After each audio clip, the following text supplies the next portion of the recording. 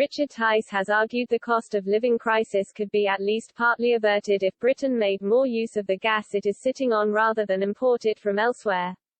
The Reform UK part leader is heading a campaign for a referendum on the government's plans for hitting carbon net zero by 2050. Its commitments have been made not just in speeches, such as in those at COP26, but have been written and signed into international treaties, such as the post-Brexit EU-UK Trade and Cooperation Agreement.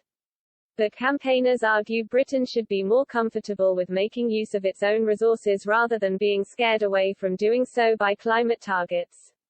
Mr. Tice argued in a post on Twitter this country has a great deal of resources it could be putting to good use. He was responding to Bob Ward, Policy and Communications Director at the Grantham Research Institute on Climate Change and the Environment at LSE, who told the Reform leader to imagine how much more gas we would need to import now if we did not have wind farms. To this, Mr. Tice said, "We should not be importing any gas as we have 50 years plus of our own shale and North Sea gas owned by us all. Wind is massively subsidized by taxpayers, totaling 25% of all our electricity bills, £12 billion per annum."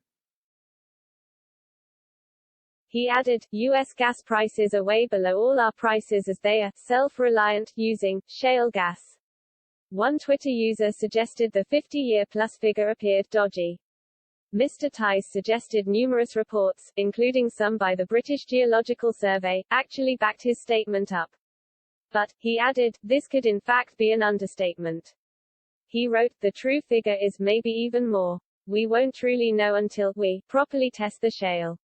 Exciting, isn't it? Another user responded that Britain should instead move even further towards reliance on wind energy. Here again, Mr. Tice was not convinced, asking, what happens when wind doesn't blow? Candles. He added that renewable subsidies is akin to ministers taking money from poor and giving it to rich, often foreign wind farm investors. Net imports of gas increased last year as production at home fell. Gas exports were also down 40% on the year before.